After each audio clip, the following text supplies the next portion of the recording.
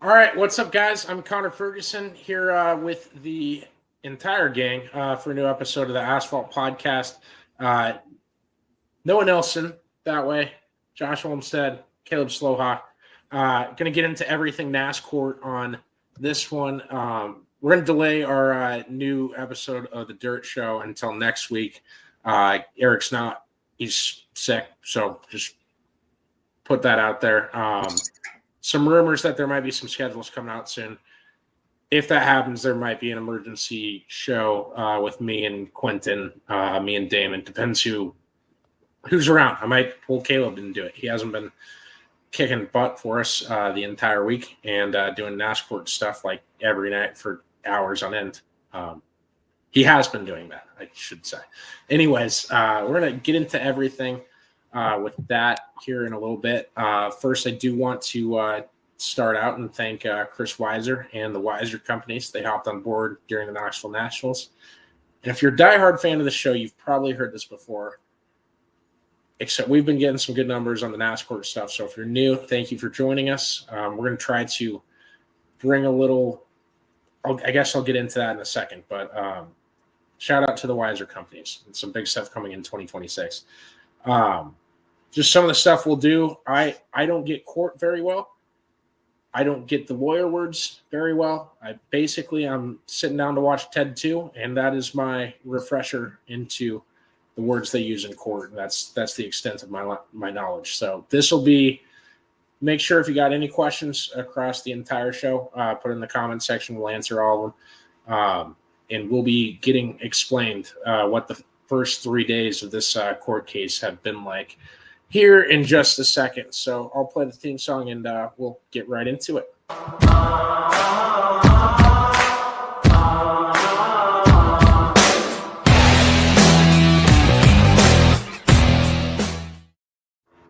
So, guys, I would be remiss if we didn't lead the show off with Chase Elliott's new paint scheme. What a beauty. Looks great, doesn't it? A beauty? That's not what I'd call it. I did genuinely want to know your thoughts. I have a coworker that is a Chase Elliott fan, and he said he was not a fan. So, and I personally don't care either way. I don't think it was the worst paint scheme we've ever seen. But there was definitely some Napa, hey, we want our logo bigger influence happening there. I like it better than the old one. It's better than last year. It is a slippery slope. When did we start doing that? Blue and yellow. It's not hard. I'm with you. My favorite Elliott scheme was when he first was driving it, and it was the 25 and the 24 in those years. I agree. The 25 car and then his rookie car from 16. Beautiful. Those are the nine car in Xfinity. Mine was this scheme right here that the door is with. That's my favorite Elliott scheme. Wait. Go, baby. Yeah, the 9 scheme. There you go. So I'm glad we led the show with paint scheme talk for Chase Elliott. NASCAR's most popular driver again. That he is. Surprised. I thought Caleb would at least give me a little laugh there. It's okay. I mean, he is for some reason, and we don't know why, but okay, so I'm good with wherever you guys want to start. Okay, so I know Caleb and Noah are the two bigger court experts, and me and Josh are gonna kind of be the kindergarten class kids that are raising their hands. We'll ask the first grade questions. Let's start out with the news that's been the biggest of the week. Ty Dillon has re-signed with Colleague Racing. You can't do a biggest news of the week joke after I did one. Especially before the 5-minute mark where I can't cuss at you for doing it. Now, some other side news is Ty Dillon re-signed. He'll be back in the 10 next year full time. That's that news. So I just read the private chat. In season challenge, Cinderella sweetheart, right there, Ty Dillon. There you go. Registered trademark. Now, so here's what I'll say about the Ty Dillon thing. I'll try and give us some actual analysis on it before we move on. The second car at Colleague historically has not been a one driver operation before Ty. Like they were splitting that between everybody. And so we can laugh all we want at them finishing 28th in owner points every single year, but they did some good things this year, and I'm curious if a little bit of consistency, because, same driver, same sponsor, same crew chief, all of that for next year. I'm curious to see if they'll take any leaps forward. I do think it's a lame duck year for Colleague anyway, given all the Dodge hoopla. They're not getting any more RCR support. They had a lame duck year across the board this year anyway, so like it's not, anywhere up is great from here. Yeah, no, I'm just saying I don't expect a bump in performance. I would expect the opposite, just based on the lack of manufacturer support they're likely going to receive this year in the Cup Series. You can hardly go down from here. I mean, it would be difficult to do. But no, I mean, the consistency will really, I think, maybe be a key. It just depends on how fast the equipment actually ends up being. Well, that is the moral of the story for the sport that we're in. Yes. What a lead in. And let's begin. So we'll say with the court stuff, none of us here are lawyers. We'll make that clear. My biggest experience is that I've got some lawyers for clients. I've been part of a jury 1.5 times. So, that's kind of my claim to fame. I would say the biggest thing, Noah and I are probably going to get real into the thick of things, and Josh and Connor are here for kind of the normal person's view. Inserting myself into the situation as much as I can, everybody. Of course, yeah. He's gonna put himself in the spot of like if Connor was the lawyer and Brett Moffitt was on trial, and he's representing Brett Moffitt. So I think Brett Moffitt should sue NASCAR for that bullshit ass call they had at Knoxville Raceway a couple seasons ago. Waiting for it. I had to look. I saw 7 minutes 30 seconds. We were good. God, I can't believe we've already been live for 8 minutes. It's just gone by so quickly. I'm also, as Caleb said, not a lawyer. I did 4 years of high school debate. I was regionally qualified. I had friends that went to nationals. I'm nowhere near an expert in anything. But you just gave a nerd, and I like to read. At least closer to expert than the normal human. I know how a cross-examination works because I've done them before, not in an official capacity. I've watched Law and Order before. I've watched Suits. I've watched a season of Suits, and I got called to jury duty once, and I overslept it. And I called the number, and my number was not one of the numbers that was needed. So I got called for jury duty, and then the entire world shut down for a global pandemic a week later. So didn't have to do that. The next time it happens, I should take my bets. Yes. So we'll do a brief recap of like what happened in the first 2 days. We won't go like super deep into it, but we do have detailed breakdowns on our YouTube channel, and we've got some brief highlights on our TikTok as well. So if you're looking for day 1 and 2 a little bit deeper, definitely go check that out. And then we'll primarily kind of talk about day 3 and kind of where we see this going. Okay, and do one thing. You can start it with a chronological recap too, but if there's any like big things from probably more so day 2. Day 1 was pretty mundane. Shout out Sod Guy. Sounded like a great juror that ended up getting off the. See, that's what I mean. Like that, the whole day 1 was kind of pointless. The guy walking by and doing this. Yeah, pointing at Jordan. I can't believe having Sod delivered isn't a reason enough to get off the jury. No, geez. Well, come on, man. They do not get paid enough, by the way. They're only getting $50 a day. Yeah, we're not even going to get into that because that's the whole justice system. I work for like 4 hours. I make that in a day at the radio station, at the secondary job. It's a civic duty, outlined in the Constitution. That's what I hate about it. It's stupid as hell. I won't give more commentary on that. I promise. To recap, essentially, it has already been decided that, NASCAR is a monopoly of premier stock car racing. That's not something that we're, all here to decide. That was already decided by the judge that one way or another, they are a monopoly of premier stock car racing. Essentially, what we're here to decide is whether they have come to that through illegal practices and also, through how they are kind of pinning the teams against the wall.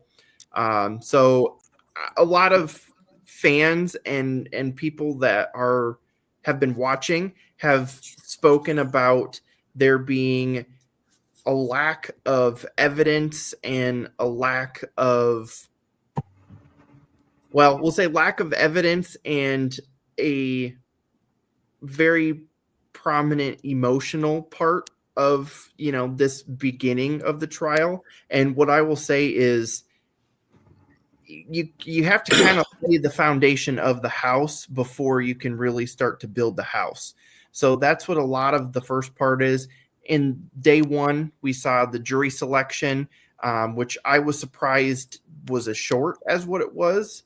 I honestly figured that with having Michael Jordan as, involved as he is, I thought that there would be a lot more issues with that and with NASCAR being so prominent in the area. But they did narrow down the jury fairly quickly. Yes, and day one, really, it was just like the illustration of how contentious it is. Like the bitterness on both sides, how much they don't like each other. And it's kind of some of that jury selection, you saw some of that kind of play out on a micro level. Like, you've got the guy that works for Hendrick Automotive and Rick Hendricks trying to be called up as a witness. You've got, diehard Michael Jordan fans, diehard NASCAR fans. It's in Charlotte, North Carolina. It cannot be understated how surprising it is that was done as quickly as it was. Yeah, I was surprised that it was that quickly because then we ended up with Denny Hamlin on the stand for about 40 minutes. So, not a ton of time to get a whole lot out there, but there was some good stuff out there. And really, Denny Hamlin's testimony ended up from the end of day one and, most of day two was about 4 hours. And so that included, getting asked questions and then being cross-examined by NASCAR's attorneys as well. From you guys, what kind of stuck out to you from Hamlin's testimony? Connor would like to say what? Yeah. Oh, no. Dude, the quote when he was asked, why do you make a $14 million salary? Why do you make more than most drivers in the series? And he said, I win more races than most people. I thought that was awesome. Yeah, it'll been my favorite moment so far. I thought that was hilarious. It'll be interesting to see. I mean, I don't think that's a moment that's going to stick real hard in the jury's jaw. No, it doesn't have any impact in anything at all. That's probably why I like it really so much. Funny. It's an inconsequential thing, it feels like. I laughed out loud when I heard that's what was said. And that's the best part is like in this trial, the racing fans are going to get to see some of that, but it'll be interesting how that portrays to the regular crowd that like don't know NASCAR, don't follow along. I mean, even stuff today, we'll get into it further, but Bob Jenkins, the owner of Front Row, calling himself a redneck. And apparently Denny Hamlin gave him a thumbs up in the back of the courtroom. So there's like a lot of this kind of behind the scenes NASCAR fan stuff that is going to be pretty funny throughout. We are truly seeing behind the veil with this case. I feel like there's always been kind of a cloud of secrecy and doubt as to what exactly is it like behind the scenes for those of us who are not in it, and so you're getting to see numbers, empirical data, but you're also getting to see kind of like just who these people are truly, as far as what they think of each other and what they think of the industry, the people that they work with and that they serve. And so that I can get more into some of that later, but it's just, being able to see it magnified in a legal setting is very, very interesting. And so there's a number of things that are going to come out in this trial that don't necessarily have to do with the trial. Some of them kind of, and we'll just take it with the flow of, what we want to talk about. I don't care what order we go in, Caleb, if you want to designate it either way. But the $168,000 a year for Wi-Fi that hardly works, that's pretty fucked. Just I pay $70 a month, and when it doesn't work, I get real angry. $168,000 a year. My biggest thing that I kind of was hold back a little bit on is obviously we always know that sponsorship's been a big thing, especially in recent time. But the fact that Hamlin stated that if he's on the verge of losing one sponsorship, it puts that team losing money every year.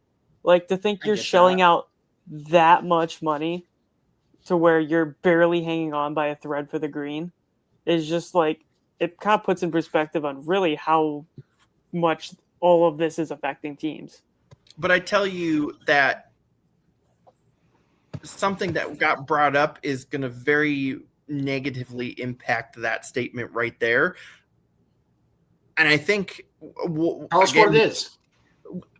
We'll get more into it too with Bob Jenkins' testimony, but Denny Hamlin coming out and saying, hey, we're not making enough money. We're, walking the tightrope on, being able to continue doing this or failing. And then NASCAR's attorney saying, what about you spending 17% of your annual budget on a Christmas party? I was about to bring that up. Gotta say, hey, that's how we take care of employees. That is what Denny said. Denny said, we take care of our employees. And that's great. I mean, that is a normal people thing. It'll be interesting to see if the jury sees that as, hey, we really, see this guy as trying to take care of his employees, or, hey, you're out here complaining about money, but you're, spending an ungodly amount on a Christmas party. But to be fair though, too, wasn't that in 2021? Yeah, it was 3 years ago, but the starter of the team not really knowing the budget aspect of it. That was definitely a smaller budget. It'll be negligible as far as the jury's concerned, because that's just so you guys know. What was that? What's your question? Just so you guys know, our Christmas party, we will not be spending 17% of the revenue on the Christmas party, but I promise it'll be fun. Connor, if you gave me a 5, that might be 60% of the budget. Of the budget, yeah. Revenue, no. No, I mean that's the thing with an impartial jury, like they of your peers, as far as the legal system's concerned, is like you don't even necessarily have to have the best case. You don't even necessarily have to argue with the best. You just have to get the 9 people or however many it is to believe that you argued it the best. And so that 17% number might end up being a big deal. It could also be absolutely nothing. Is it 9 or is it, and I'm not doing like a number joke or a bit here. Is it 9 or is it 11? No, so it's 6 with 3 alternates. Okay. God, yes. We were rocking the tightrope. Very easy to have a tie with 6. There we go. No, that's not how court works there, buddy. Dude, I don't know how court works. No, you can't. There's no ties. Man, it's like college football. I love it. So after what I had to talk about today, oh man. There's been one attorney, her name is Shannon. She's been out on Twitter, and she, I think, put it really well too in the topic of kind of the money wars. Is it's really going to come down to trying to humanize the fact that you have 6 regular people sitting there listening to very rich people accuse very rich people of needing more money. And it's really going to be a battle to try to humanize that as best as possible. And I think that's where Bob Jenkins probably did a really good job today. He's known for being frugal in the garage, and he doesn't spend his days in the NASCAR garage because he is still working and, still managing businesses. So I think his testimony was very good today. And I think the NASCAR attorneys took a big loss with that. When they went after Denny Hamlin and the 2311 side of things, Denny Hamlin and 2311 have been very vocal. They have been very antagonistic. They've, very much shown where they have lied in this agreement. And I think that gives permission for NASCAR's attorneys to kind of treat them as a hostile witness. I think that's all fair. They essentially tried to do something similar with Bob Jenkins today. And I think Bob Jenkins came off very different. And Jenkins has been very quiet, and Front Row has been very quiet in this deal. And up until this point, I thought that might have been a hindrance for the case. But I think it worked out fairly well today because it appeared that the jury did not take well to how NASCAR was treating Jenkins. What were some of the, and I'm sorry if I cut either of you guys off, Noah or Josh. We're kind of on a delay, so bear with us, everybody. Try not to talk over people. But what were some of the things that Jenkins did today that I don't know, stuck out, but made the jury think that? So Jenkins, like Caleb said earlier, he called himself a redneck in his testimony, which that's badass too. Yes. So the thing with the redneck comment too, it does a couple of things. It humanizes Jenkins for the jury as somebody who's not necessarily just a rich dude. And those texts were shown yesterday as well. So the jury has seen the NASCAR. The Childress text? The what? The Childress. The text calling Childress. Oh, no, not that. But they have seen That's the text. unrelated. Oh. Yeah. They have seen the text though of, mentioning was it 1960s small town? Stupid, dumb, redneck, hillbilly, idiot sport. Whatever. Oh, okay. Gotcha. So at this point, the jury has seen those texts, so they will kind of understand, that reference. It's added context. Do not track down and influence the jury. Don't do that. Terrible That's idea. not what we're doing. But no, so Let's be clear Jenkins, again. very, very human in his testimony today. He talked about being in the Dale Earnhardt fan club in Tennessee. Like Bob Jenkins is if Denny Hamlin and Michael Jordan are rich businessmen, Bob Jenkins is a normal ass dude to these people. And so that's very important because it's a completely different dichotomy from the 2311 approach. And so like Caleb said, they really, really were going after Bob Jenkins. They actually got in trouble at the end today. Judge Bell admonished NASCAR's attorneys because they had 2 evidentiary violations, which to non-legalese it, they were using evidence that they're not allowed to really use, and they were asking questions they're not really allowed to ask. Connor. No, what does admonished mean? They got in trouble. He yelled at them. Gotcha. Sometimes my guess Scolded. Yeah, so it was essentially saying, don't do it again. Yeah, I heard a little bit about this that they aren't supposed to use exhibits of evidence in some argument, right? Well, so they anything of evidence has to be approved ahead of time. Like you can't just Gotcha. this is not like Law and Order where you all of a sudden pull out and well, guess what we just found? You Like can't just write in crayon he did it on a piece of paper and be like, that's Hey, evidence. well, my experience has just dropped by half because the only two shows were Law and Order and Suits. And I haven't seen the second through whatever how many seasons of Suits there are. I've just watched the first. So there's already been issues in that because during the opening statements, apparently both sides were trying to use like a PowerPoint presentation, which included things that were not allowed to be entered into evidence. And so today, then NASCAR attorneys brought up two things that were of issue. They've brought up Bob Jenkins' outside NASCAR businesses where he has his day jobs because it was already agreed upon that was not in play. NASCAR attorneys basically brought that up in a standpoint of, well, how do you really know what's going on when you're not, in NASCAR on a day-to-day basis? So that was step one. And step two was bringing up, I believe, Noah, Jeff Dickerson's text messages. Yes, that's verbal. Yes.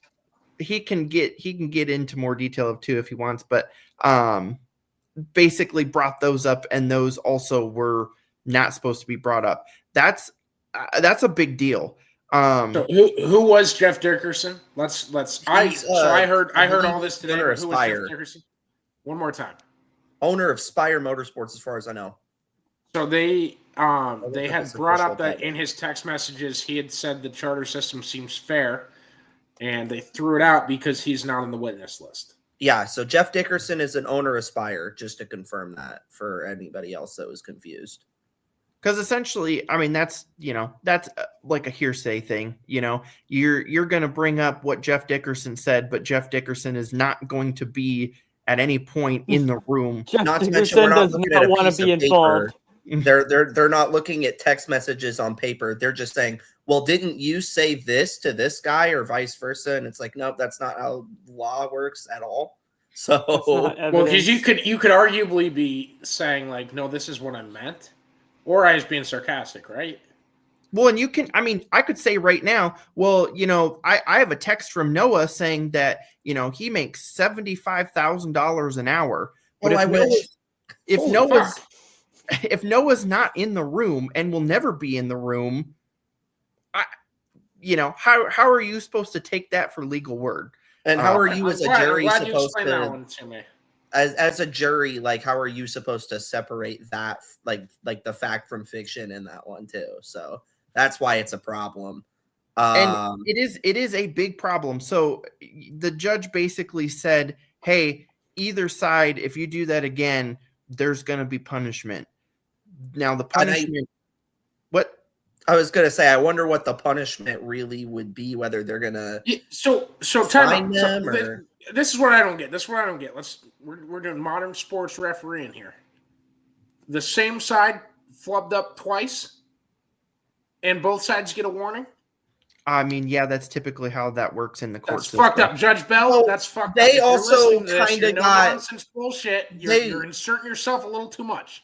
They were chastised too at the beginning, both sides, for the opening statements too. So it's not necessarily one-sided, but it definitely leans more towards NASCAR. I don't want to see this. I don't want to see this trial tried twice. Okay. Well, and that's what he's trying to avoid, essentially. Well, he gave the same side a warning, and for two. But this is not sports. Well, they're giving them both a warning, because then if you'd be like, all right, NASCAR, that's your warning, and then it's like, oh, 2311 and Front Row Motorsports are going to be like, oh, we have a warning now. So yeah, we can do I'm a man of the people. I'm a man of NASCAR's not like stick and ball sports. Either is law, baby. We want a warning out of that. That's only we just want one warning. Is that too much to ask? You Actually, we want use two that. warnings. It was one warning for both sides. Quality, 2 warnings. All right, so we brought up the point of what the punishment could be. Ultimately, that is up to the judge. There are certain outlines and stuff like that. But boys, we are not talking about your local city court. This is federal court. You could easily be just kicked out of the courtroom for the rest of the case. You could be fined. Disbarment maybe is on the table. The prison is on the table. Oh, You yeah. could be sentenced to prison if you choose to, be doing this. Now, obviously, that's the last we saw of Connor was. They got him right now. They took him to prison. That's obviously up to the judge, and I would think it would have to be something very dramatic and very. I would agree with that. Basically, I would see being sent to prison along with, we know this is going to have to be retried. So, nobody wants that. I don't think that's going to be an issue. But yeah, I mean, Bob Jenkins, you've got the side of kind of the regular guy who is basically said he's doing this as a hobby and he's not making money at it. And then you've got the business side of 2311 where they're trying to make a business out of this and they're arguing, we're getting stifled. Yes. So some highlights from Bob Jenkins' testimony. We've kind of talked about how it came across and a little bit of who he is in the eyes of the courtroom. So just some cliff notes, and Caleb, if I miss something or if I flub it, let me know. He said they've lost $70 million in the last 11 years, $70 million running Front Row Motorsports. I want to say it was $16 million in the last 3.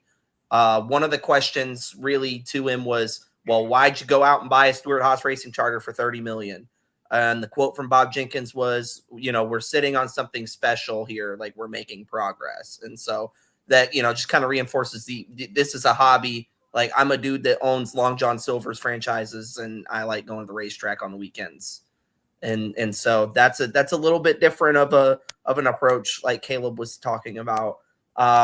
Going back to 2016, they were asking about the charter system when it was first brought up, 9 years ago now, and asking basically, like, did you guys pay for charters? Like, were they given to you by NASCAR? And Bob Jenkins said, quote, the check was already written. And so the way that I took that statement, and if you guys have a different interpretation, let me know, was just all of the man hours, all of the effort, all of the money already spent from his previous, we'll say 10 years, 12 years. FRM was kind of mid 2000s when they started. And so that was them writing the check to get the charter. And so those are kind of the highlights I got from that. Caleb, if there's anything you want to add, go right ahead. Did we lose him? We might have. He might be doing the bit where he just doesn't move for. I heard a computer noise, and I didn't know if it came. No, I also heard a computer noise. I thought it was mine at first. Oh, there he goes. Yeah, damn it, he'll be back in a second. Yeah. So yeah, I mean, Josh, were there any dumb questions you had from that? Yeah. No, not really. That's all the stuff that I kind of really understood. I was getting some cliff notes on that before the show, and I kind of understood. Obviously, I got the most recent stuff from the trial from today.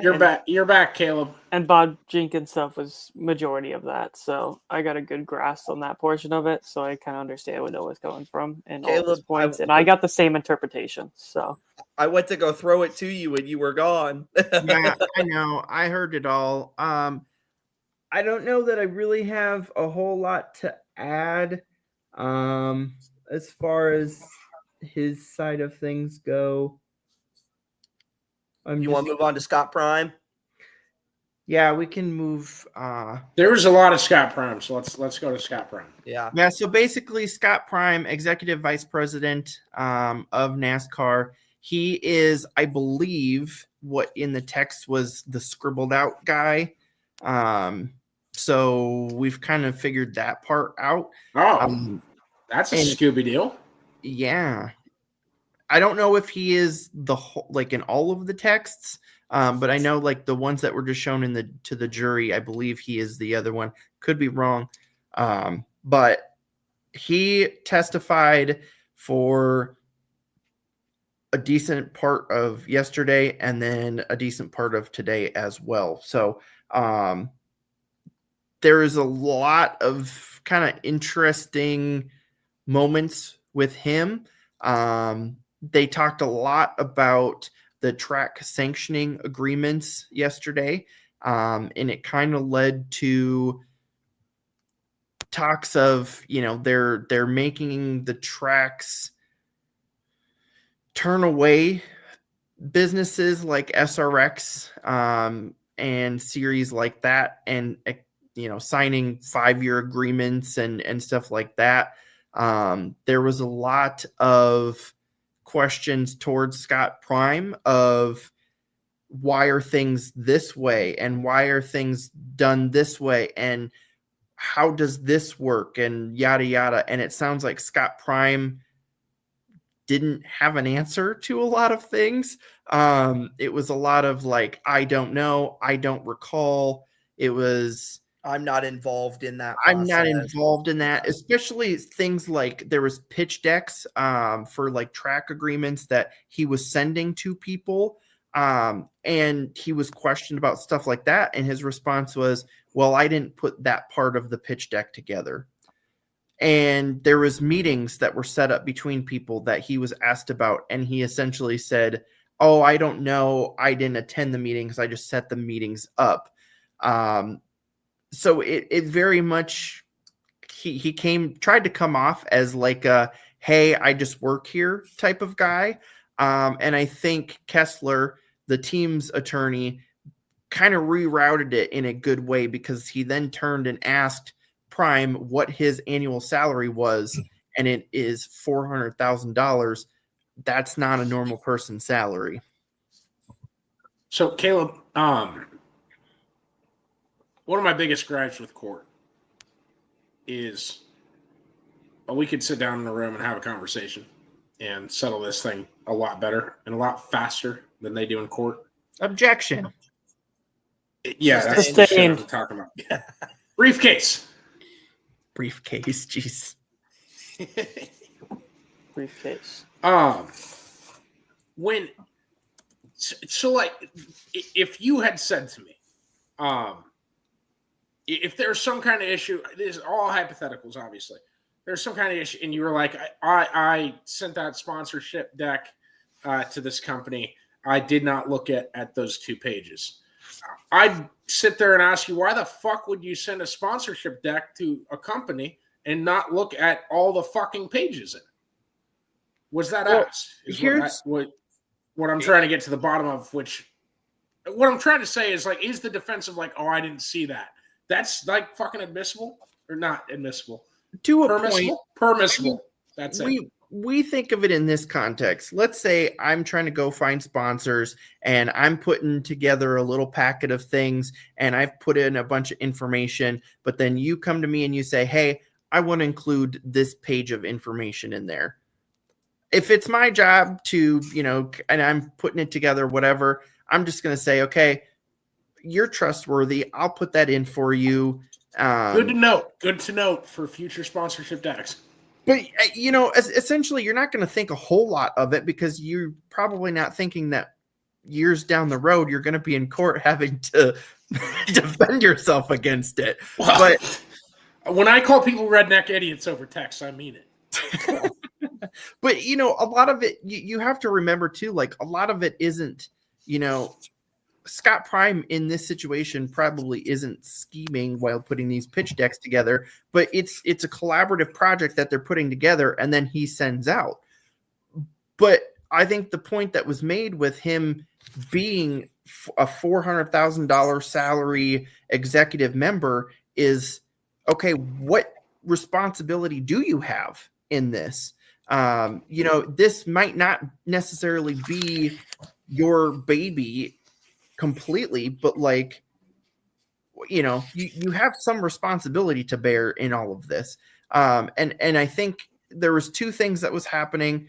One, it was a good chance to point at a leader of NASCAR and catch him kind of saying, well, I don't know. And, also just kind of, like I said, rerouting him to show, hey, you get paid a lot of money to kind of not know what's going on. And so I think that really worked out for the teams. I think that the legal strategy on Kessler's part these first 3 days has been absolutely brilliant. And that's how he was billed too, right? The superstar Yeah. lawyer. He's done Deflategate. He's done the FIFA women's thing, I believe. And college NIL deals. Oh, okay. Yeah, that's a landmark one. Definitely forgot that one. Yeah, no. So, and I say that because some of the takeaways from Scott Prime's testimony, just as far as cliff notes are concerned, like Caleb said, I kind of went over some of this on our YouTube and TikTok pages. So he essentially, Kessler was able to back Prime into a corner, which is the best thing you can do when you're kind of on the opposing side, badgering somebody on the stand. He asked him about the 2025 charter agreement. He said, was that a take it or leave it deal? And Prime was pretty hesitant, but eventually he was like, yeah, that was. And so then, he's asking him about, well, is NASCAR the only stock car series? And he said, well, it's the premier stock car series.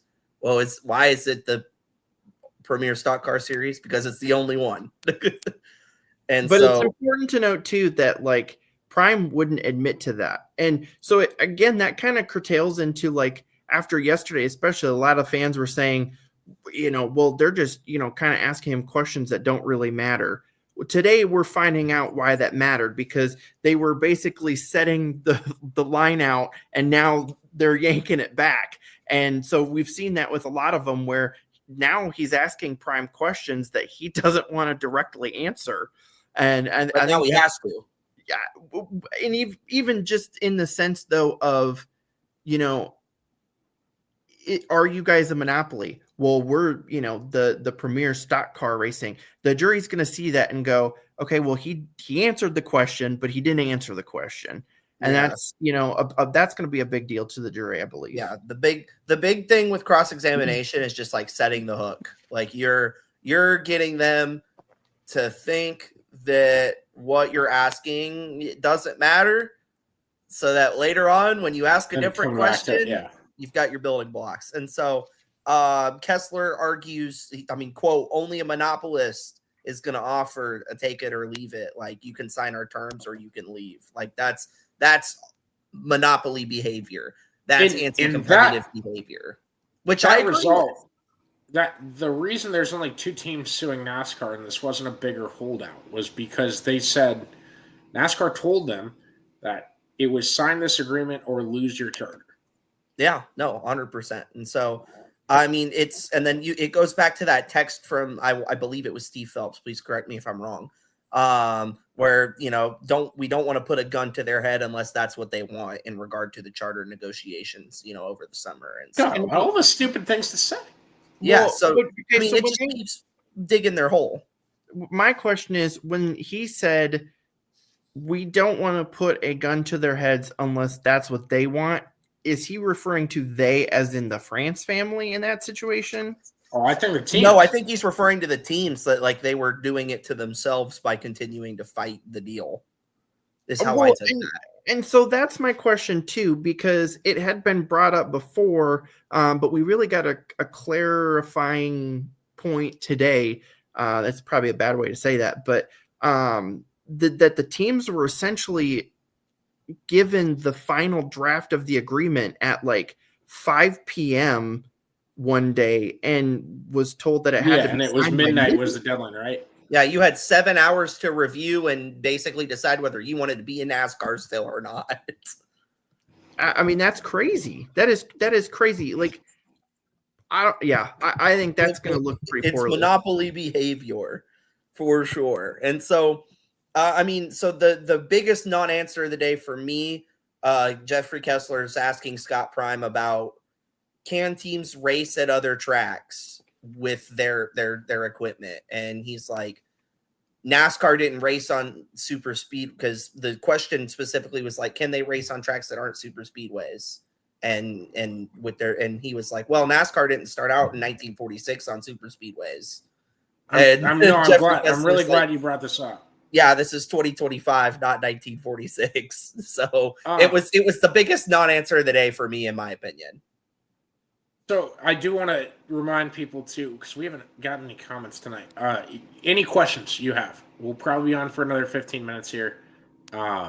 Any questions at all that you have about this, about where it might go, about things, specifically for Caleb and Noah. Josh and I are kind of just sitting back here. But the defense for NASCAR to say, and I think it was Scott Prime during his testimony. Is that the right word? Yeah, you're doing We're great. getting better at this, baby. We're learning. To list off so many tracks and list off so many places that you could host a race that weren't NASCAR or SMI owned or like other outside areas that NASCAR didn't buy all the tracks was the argument they were going for. And there was like, I don't remember who posted on Twitter, and shout out to the Matt Weavers and the Bob Pockrises and Jeff Glucks of the world that are there and doing this, because that's where we're getting our information from, and it's all accurate because they're all elite at what they do. But the list of tracks was there to say you could race here, you could race there, and there was like 3 or 4 just downtown cities on the list. And the argument back from Kessler, I guess, was, well, NASCAR lost $50 million racing in Chicago for 3 years. Why the fuck would these be on the list? And why, if you're NASCAR, why are you putting downtown cities on the list? I mean, that's insane. That's the problem. Is so far. Is the Cars Tour going to rent out the streets of Chicago? Probably that's exactly not. it. I feel like. It would be sick. They'd lose a lot of money. I just feel like so far from what we've seen is like. Give me the streets of Greensboro, North Carolina. Oh God. We've seen that the teams will kind of come in with a right hook, and NASCAR just kind of comes back and is like, like that's their thing. Is like they bring up, oh well, you could. Can we clip that? That I'm glad noise? you The enjoyed that. smack noise. I'm glad y'all enjoyed that. It was for you guys. So, but yeah, to basically say, well, look at this. Why can't they just go and pave the Coliseum? And it's like, Because they're not NASCAR. no, you morons! Like that was a bad idea. Like You're, as far as trying to prove that you're not anti-competitive and not a monopoly, every single bit of argument and evidence I've seen has not supported that. well, yeah, especially. I mean, I think the biggest thing in that is if there was tracks owned by NASCAR and NASCAR said, "Hey, listen, you can't come, race at our playground." I think that's fair.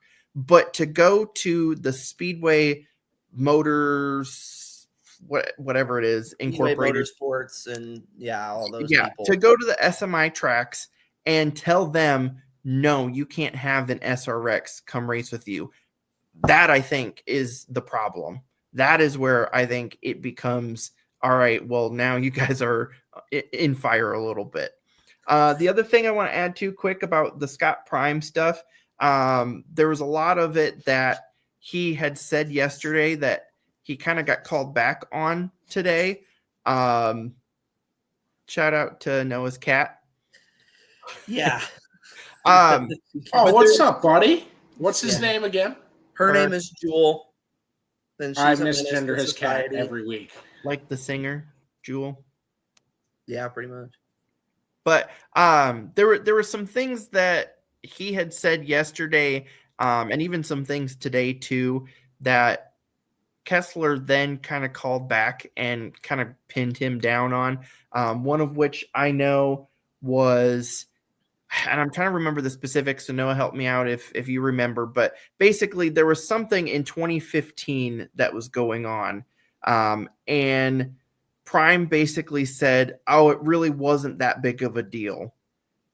And then Kessler basically turned around and said, well, you started at the end of 2014 and weren't really involved, so how do you know this?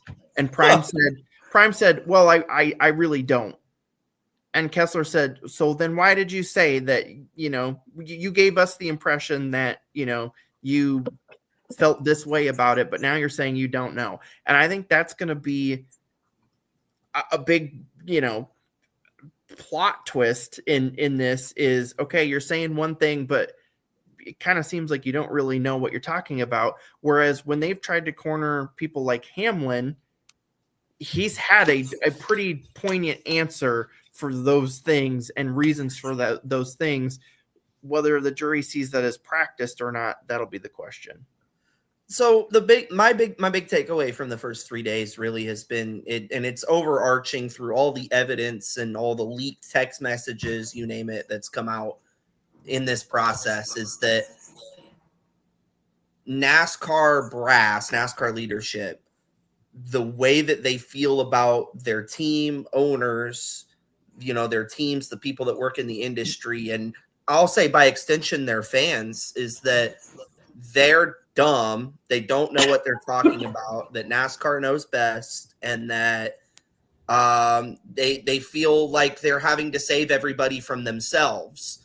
And that kind of vibe comes through, I think, on their questioning and their line of arguments that, oh, well, we're smarter than you just because we are.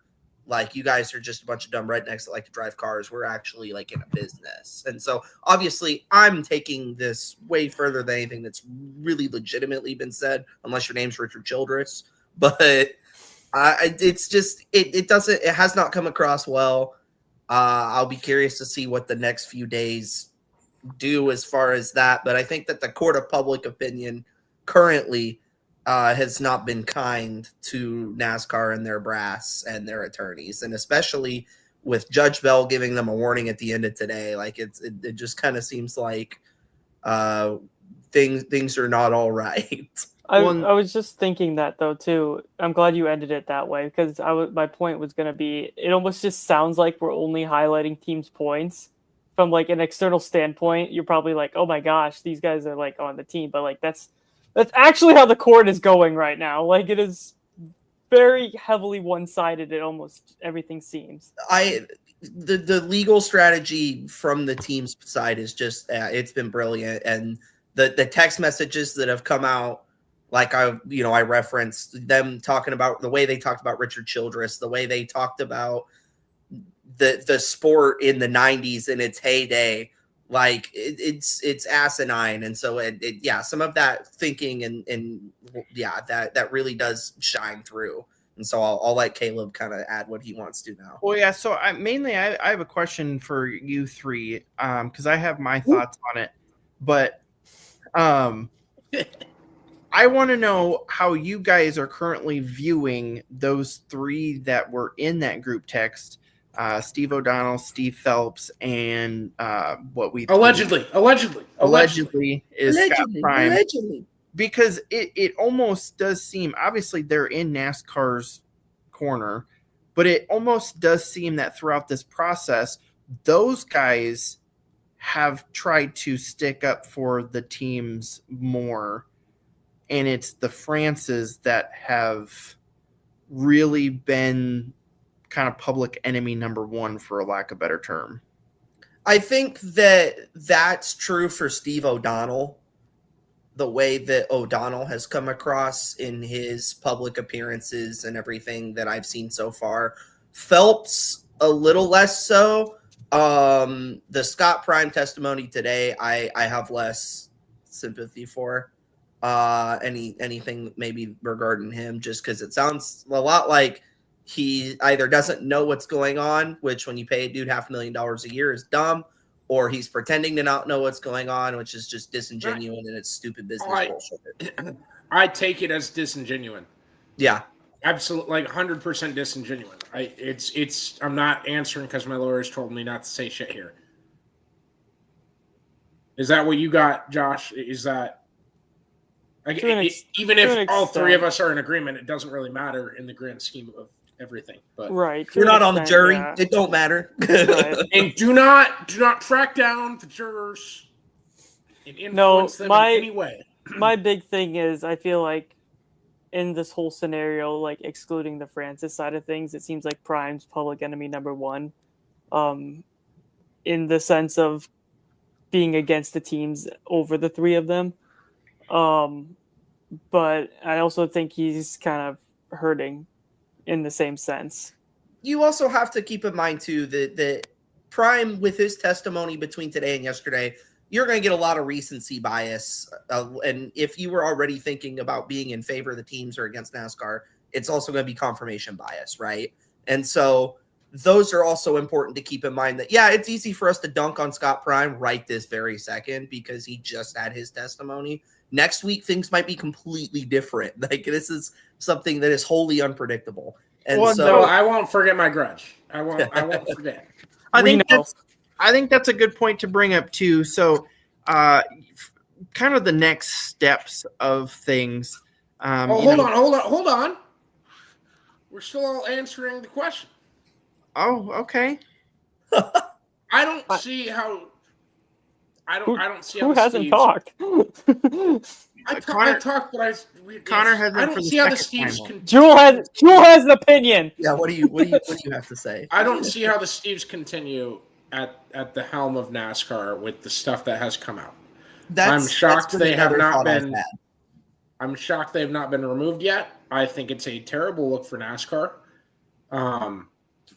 I don't know that they. I suppose the offseason has gone on, and we're gonna get to it at some point. But come February 18th or whatever day the Daytona 500 is on, I apologize to our listeners because I should do better and know exactly what day that is. Come that day, if the same people are in positions of power like that, I think it's a bad look. But how does it look that you get rid of the president of your company while currently in the middle of wanting him to fight your battle? Yeah. Well, so that's the other thing to remember too is that point exactly. And also this thing is very far from over because we're on trial right now. This thing is very likely going to go through the appeals court. That's going to be at least another year. Oh, I had this question, Noah. So Bob Pockrass said, and Josh Olmstead has now left us. He is no longer with us. God rest his soul. We can play the music. Him and Adam Thielen, both dead. Determined. Adam Thielen. So Bob Pockrass said he fully expects this to go to the Supreme Court. What's the timeline for that? Why? What are we doing here if this is just going to go to the Supreme Court? And how long is this trial to where Jeff and Jordan and Matt Weaver and Bob, they're all sitting there? How many days are they going to be sitting there? So it's really just going to be, this is the trial. Like, this is everything that's going on right now. This is your meat and potatoes. The decision that gets made here is likely going to trigger an appeal just because people are not going to like the answer that they get either side that loses. And so that's just basically going to hop in line behind everything that the Supreme Court has to do. And they'll set a date, and then that date will be where they hear the appeal. And we're going to have more NASCourt. Yeah, we will have plenty of NASCourt. We might have to do like a 30-minute video of you it, explaining court terms to me. Like I said, it's very, very likely that this goes to the appeals court. Excuse me. It's not guaranteed. It's just very likely, just based on a settlement can come at any time. The emotionally charged rhetoric, everything that's happened, and so that'll be a down the line thing. There's a lot of shit that needs to happen before we even think about getting there. So looking that far out, you've got a couple different things. For one, if it makes it up to the Supreme Court will meet to decide whether they even want to hear it or not anyway. So they get to, basically have that right of whether they even want that paperwork on the desk. But even, before that, you could run the chance of the teams essentially winning this case. But let's say the jury only offers them a third of what they are hoping to get here. NASCAR may take that and say, okay, we're good, because if we go and appeal, the appeals could turn that around and say, no, you owe way more than that. So, there is kind of a case here too, where the teams are awarded X amount and NASCAR says, hey, we don't want to take the risk of it being increased, so we're just going to deal with it. And it sounds like too, from what we've seen, if they award the teams the full amount of damages. NASCAR said they're insolvent, like they're done. And so that's also an interesting thing to keep in mind too. What does insolvent mean? They're done. Yeah, they're bankrupt. They're done. There is no monopoly money left. The dealer NASCAR is going to go bankrupt? Well, because essentially, so what the teams were asking for $205 million, if I'm correct, Yes. right? Yeah, So So I heard this detail. What about Brian France making $400 million last okay. year? Hold on. No, I'm sorry. We're on a delay. This is where this is getting. Sorry, Caleb. Go ahead. So the teams are asking for $205 million. The judge could award up to 3 times that amount. So they could get awarded up to $615 million. Now ask your question. Oh, shit. France, money. Yeah, 400 Brian million. France makes what? It was determined the France family makes 400 million, or revealed, right? 400 million a year. It's Not I NASCAR, haven't just seen the that France number. family. I got Right. that from the teardown recap. I know I got that from the teardown recap. On day 1 or day 2. And I can't imagine they'd let NASCAR. I guess there's like tax purposes that would allow NASCAR to go bankrupt and not take that money to not go bankrupt, and it would benefit them, I think. But either way, that family making $400 million a year is Well, so clinically insane. just doing AI overview, which disclaimer is not always accurate. A lot of times is not completely accurate. Yeah. So it says the France family received $159 million in 2023 and $107 million in 2024. I do believe it was multiple years they were talking about the 400. So that's likely where that comes from. So while we're on the France family too, another interesting nugget. I brought this up in my short little recap today. The France family wanted a clause in the charter agreement that they can own charters.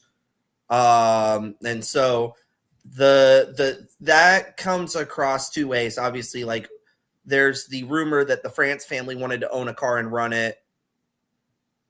And that's point A. Point B would be just having ownership of the charters, period. And the defense on that side on NASCAR is that Roger Penske owns cars in the IndyCar series. Yes. No, I don't. Now, disagree. Roger owned cars previously to buying IndyCar. And I think that's important in this. Yes. No, absolutely. And so the thing too that I remembered it today. Starcom Racing. All right. The best. Historically bad team. NASCAR in 2021 threatens to seize their charter. They say, you guys are not performing. We're gonna trigger this clause that takes your charter away. We're gonna force you to sell it. That's NASCAR saying, take your ball and get out of here. You can't come play with us. So Starcom can't really go play anywhere else, right? Who bought that charter from Starcom for $20 million in 2021? Josh, I'm putting you on the clock. 2311. 2311 Racing bought that charter from Starcom. So Wait, NASCAR essentially forcing a team to sell a charter is the reason we're in court now. It's very interesting, which we Got knew, Land and Castle. we knew that clause to be, at the very beginning. And I think that's a fair clause to have in there. I just think then you do definitely, muddy the waters a bit when you're basically saying, all right, Noah, you can't play anymore, but we want your ball. And then I get to play with your ball. And that's, I like the way that sounds. that's, I think, just give your balls up. All right. No. let us play with your balls, Noah. Can we put that on a shirt? Can you? Never mind. So yeah, I mean that was and then did we talk about Chris Gabehart? We've not yet. But Okay. Wanted to make Do sure we have any covered more that. court stuff? Oh, another. Sorry, I'm watching this. Okay, yeah. So let's We got another goal. talk about kind of where we go from here. The original hope was that a week and a half from now, this trial would be wrapped up. I can't see any way that happens unless What changed with that? Why are you changing your answer? The length of the witness list. The justice system. That too. Having to take a morning potty break and then an hour lunch and then an afternoon potty break. Definitely. But Judge Bell has done a really good job of moving things along. No. I will cut you off there. Let me. The justice system, way too long. Some dude that was smarter than everybody else in the village 300 years ago was like, let's create this court system and let's make sure that I get paid while I'm sitting here, and let's make it take weeks. Mm-hmm. That's how we got process. But no, so you got to give Judge Bell credit. Things have moved fairly quickly. Like I don't. What do you mean? We've gone through 2 witnesses in 3 days. As far as the legal system, half the first day was the jurors saying that they got to pick up their children. Yeah, and normally that can take several days. That's insane. That's nuts. Dude, y'all remember? And they only get $50 for being there all day. The OJ trial taking 1 billion years. Like this is not uncommon. Dude, this sounds like the airline industry. They're just screwing everybody up. Okay, so anywho, back to what matters, because we're not going to change the justice system on this podcast. Not going to change anything. Wow. Okay, that's so. Roughly with that attitude. It was said that they hope to be done by next Friday. Essentially, I can't see. Caleb has a lot of YouTube editing in his future. Yeah. So Caleb did the first day recap, and I was like, "Please don't overwork yourself." I might have said that yesterday instead of Monday, but please don't overwork yourself. And I will do my best to learn these things. We could live stream Noah trying to teach me. That I think would be at least a little bit funny. We could have the court word of the day for Connor. We might have to start doing that. Yeah, like sequester. Laughter. Who the fuck stays off their phone? Did you say man's laughter? You said man's laughter. I got it. He's not going to get that either. Manslaughter. Man's laughter. I got it. Wait, am I not supposed to say that on YouTube? I think we're past that point. We'll get into that later. Right? All right, so basically, we've got to finish with Bob Jenkins tomorrow because, unless I'm mistaken, he did not finish today, right? Correct. Phrasing. Noah thinks that Bob Jenkins is a part of every day at yes, but that's a whole other thing. So here is the list of potential witnesses that have yet to come. And Connor, if you want to focus, a lot of phrasing in here. If you want to focus on counting how many. So we've got. It's going to be 34 because I know it started at 36 and we've had 2. One. I gave you the job of counting so that you wouldn't interrupt me. And okay, go ahead. So we've got yet on the list Michael Jordan, Curtis Polk, Steve Lauletta, Gene Mason, Jerry Freese, Richard Childress, Rick Hendrick, Roger Penske, Heather Gibbs, Cal Wells, Steve Newmark, Rob Kaufman, Jonathan Marshall, Jim France, Lisa France Kennedy, Ben Kennedy, Brian Herbst, Steve O'Donnell, Steve Phelps, Tim Clark, Greg Motto, John Probst, and Ron Drager, my bad. Josh, what do you count? It exceeded my hands. I think I got 32 out of that. It exceeded my hands too, Connor. It's important to note, not all of those could be called. So there may get to a point, like right now, let's say NASCAR's attorneys know what some of, I'm just going to pick a random person, they know what some of Heather Gibbs's answers are going to be. Well, if Bob Jenkins tomorrow starts popping off stuff that like would show Heather Gibbs' answers in a bad light, then the attorneys could be like, all right, Heather, you're not going to go up there because we know it's going to be bad. So I pray every day that we put Richard Childress on the stand. All right, now I'm with you. I don't think it's going to go as well as you guys think it will. I think but it would be really funny either it way. would be no matter it would what be happens. ironic. What I'm going off of Jeff Gluck and Bianchi saying that they know how Richard Childress is and how he acts, and if he's going in there guns blazing, I'm a guns blazing guy. He can't I have want the in the guns. courthouse. I want the guns going. I want He him can't to have look guns like in the Lubbock, courthouse. Texas. Go, folks. I want him throwing tortillas lost. across the courthouse and just let's wreak havoc on this. So we won't really know like who all officially will be testifying. We just know who could be. I thought that maybe Jim France was going to be next today instead of Bob Jenkins. But I guess I can't wait for Jim France. I would guess is it is probably like every other deal. So you had like Denny Hamlin, and then you had Scott Prime, and now you've got Bob Jenkins. So Jim France could definitely be next. So it's okay. So it's both sides. You get a shot. You get a shot. You get a shot. I don't know if that's how it is for sure, but that's the pattern that we've seen so far.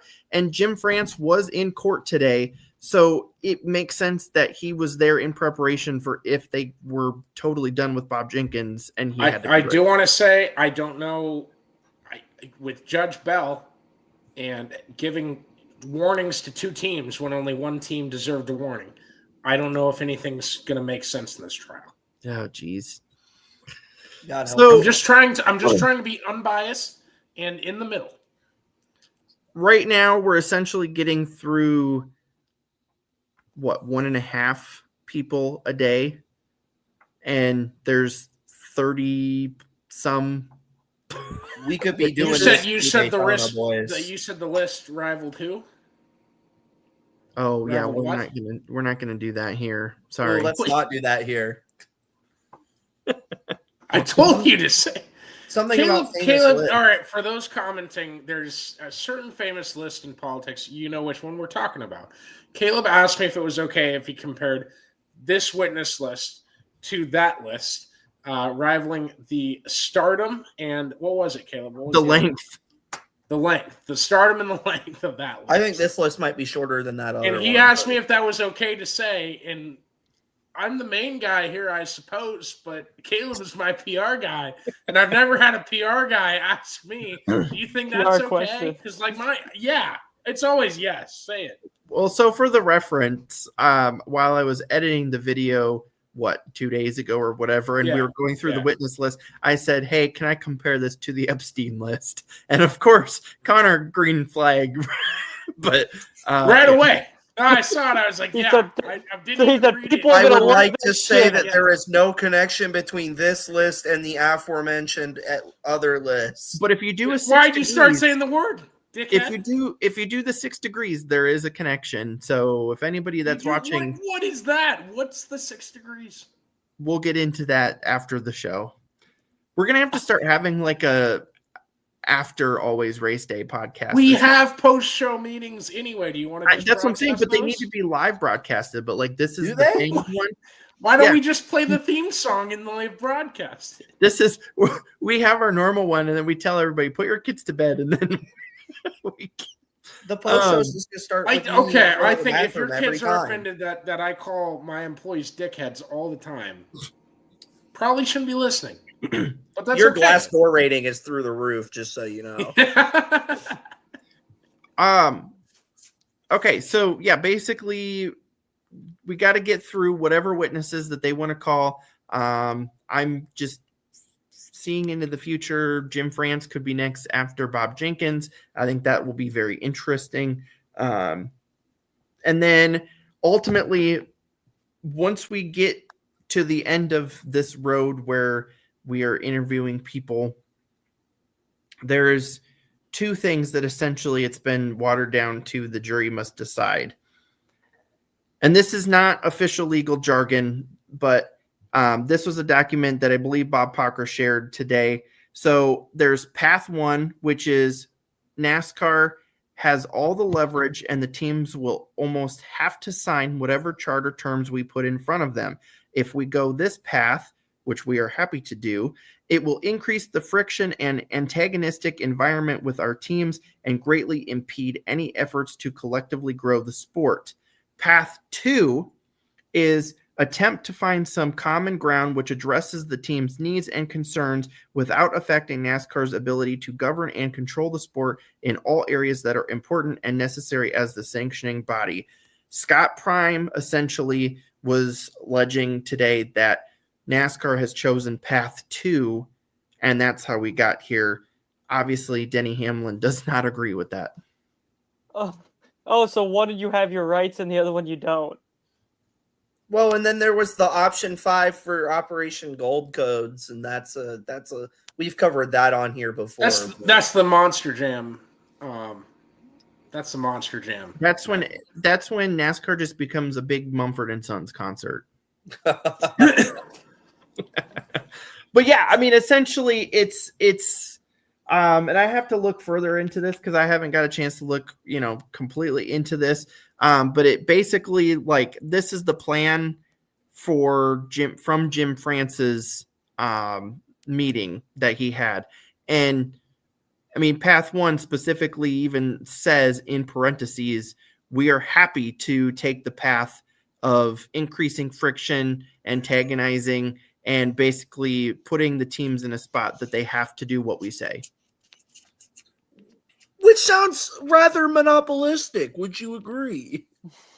It doesn't sound very pro competition, that's for sure. So the original part of this case was proving NASCAR was a monopoly, right? No, that was okay. So like that was pre-trial. That was the decider for whether this could even go to trial. Okay, gotcha. So what? I guess to ask a really stupid question, and I should have asked this at the start. What are the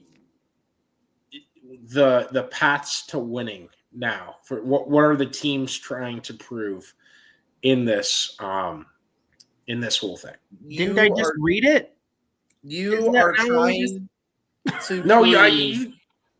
Now that you've proved, I had that written down on my note sheet. So now that you've proved, I think we have covered most of that, but you're trying to prove whether what the teams have done to become a monopoly, to be the premier stock car series in the United States, what they've done and what they are doing, all their strategies, everything they've done, whether that violates Section 2 of the Sherman Act for antitrust and anti-competitive. And Gotcha. You're trying to basically prove whether or not anything NASCAR has done is legitimately illegal as far as the anti-competitive, antitrust concerns go. Perfect. So that also made me understand it better, Caleb, but I want a clip of that. You're good. Yeah. And it's somewhat different than what I read. I mean, that's a little bit different than Jim France just saying, hey, we have 2 ways of going about this. We bash their heads in or we shake their hands. And it seems like they chose the bashing heads part in, but I wouldn't put a gun to his head. I'll tell you that. Unless that's what they want. Jim France's head. It's one thing too, if you say, hey, we can do this the easy way or the hard way. But then when you also say we could do this the easy way or the hard way, which we're very excited to do, by the way, like that, it doesn't look good for you. The last 30 seconds probably didn't look good for me, but I swear I don't want to put a gun to his head. I said, the last 30 seconds, excuse me, God, I'm listening and also trying. No, you're good. You're good. I don't know what to do with my hands. It doesn't help that I'm speaking nonsense either. No, but it's I mean, you're trying to figure out whether or not what they're doing is illegal, essentially. So that's kind of what's come into motion now. And so all of the internal communication, like I said earlier, there I found my thought, that has come out has not been good for NASCAR. It has been what the fuck? Bad PR. Well, and let's make it clear too that it's not us that decides this. It's not the judge that decides it. It's not, there's no group of people other than the jury that There are gets to 6 decide that. individuals with And 3 make sure you alternates. don't influence them in any way. Not Caleb, Make that clear every time. I'm gonna have to ban use of the private chat. Caleb's gonna do shit like that and pull strings like that. It's disheartening. It's against the spirit of NASCAR. Well, actually, no, it's not. It's probably the let's direct see. opposite. Against the spirit of IndyCar. Against the spirit of front row motorsports. Damn it. We have anything else we'd like to cover? Oh yeah, Chris Gabehart's out at JGR. He's not there anymore. Should talk about that. I don't think he's out. It kind of sounds like he might have left. The rumor That's the is same thing. he's going to Spire to be their competition He's director. not fired. He has gone away. And the rumor is He's still alive, though. Let's be clear. He's no out longer at with us. JGR. We did not fire him. We just sent him to the nice farm up north. We said, Chris, please go look at the flowers. I'm addicted to doing this now. Just describing people that are changing their position in We league. Oh, didn't man. fire Rest him. in He peace, just Josh. disappeared in a vapor, Oh, and we've it's never feeding time. seen him. Sorry, since. guys. No one's seen or heard from him since. It's so he is no longer with the team. Have you seen or heard from him? That's what we know. I mean, I don't have contact with him, so I don't know. Well, but yeah, it was rumored last night and this morning that he was no longer with the team. That was confirmed today. Denny Hamlin did not have a comment, but it sounds like he is going to pop up in a competition director at Spire Motorsports position, which I think will fit him well. But yeah, it'll be very interesting. There's a certain young driver at Spire that will likely benefit from that, I would say. you Carson can say the Hocevar. driver. Okay, gotcha. Yeah, I think that'd be a big get to have him in Hocevar's corner. Because Gabehart being at JGR, obviously he's Denny Hamlin's right-hand man forever, but he worked at JGR. He's got experience with all sorts of personalities there, like Kyle Busch, Carl Edwards, Daniel Suarez, Matt Kenseth, Eric Jones, Christopher Bell, like you name it. So Well, if Carson's goal is to win a bunch of races and not one single championship, he's got to listen to Gabehart. I was going to say. I'm sorry. That was a low blow for no reason. we might even see we're Carson just laying Hocevar the in court in podcast. I 15 wanted to throw years. some flavor in there. What's There that? it is. Said we might even see Hocevar in court in 15 years. Well, hey, Carson, if you're listening, love you. Appreciate what you do for dirt racing and the car collecting community. Don't call anyone a fucking redneck idiot over text. Good tip for it. Okay, are we good? Yeah, I was gonna say I think we covered damn near everything. My brain's Awesome. Well, starting to turn into soup now. So hey, if you were here live, thank you. If you're here, days pass and time passed. Appreciate you. if you're here in and 6 if you're years, what is wrong with you? Yeah, that's a bit fucked up. If you're Are waking you up guys here at for 4 in the class? morning, if you're waking up at 4 in the morning in a cold sweat watching this video, figure yourself out. That's Caleb. Caleb, who's doing that? What Caleb is a situation? sleep paralysis demon for anybody. Yeah, I likes- get it, but what situation in 6 years are you waking up to watch this recap? If it's on YouTube, We're in the go- middle of the case. Yeah, but they listen. The amount of times I've woken up to the 2005 Daytona 500 playing on my TV because of autoplay, I know that race front to back just from sleeping through it. Anyways, whenever you're here, we appreciate you listening. We appreciate you. Comment whatever. Comment today, and I'll go back and read them because we get all of them. But if you're interested at all in sponsoring Always Race Day, reach out to me over Twitter. ConnorFerg9@gmail.com is my email. I will be Very signing easy to up get for my all phone number sorts of from. It's subscriptions. all on our Twitter pages and all that. So other than reach that, out. We've got a lot of fun things coming, and it'll be a good place to show off your company. We'd love to work It's- with you. it's gonna be awesome. And we have the best prices. And if you want me to motherfuck your rival, I will. We will price match Walmart. So If I'm you putting- if you have cool merch, I'll wear it. I don't know if we should price match Walmart. Okay, but Target maybe. We Okay, can't. Target we can do. That's Can't fine. price match Walmart's sponsorship. Well, like I got a son of a digger monster truck up there, and if I got to sell that for $12.95 like I paid for it, I'm going to be real pissed We're not off. giving away our personal. Yeah, I just want to make sure. Yeah, that bottle of tequila behind me is sacred. I bought it on the Always Race Day card so that I could write it off. Oh, jeez. I'm joking. It's completely. for now. I love you guys. Thank you for listening. The Dome this week for the Dirt fans out there. The Dirt in December at Gateway, at the Enterprise Center, at the Dome of America Center, I believe it is what it's Listen, called. I just call it the Dome. Yeah, essentially it's the Dome. It's badass. Tune in. It's gonna be madness. It's a fucking fun race. So appreciate all you guys, and we will see you next week. Thanks a ton.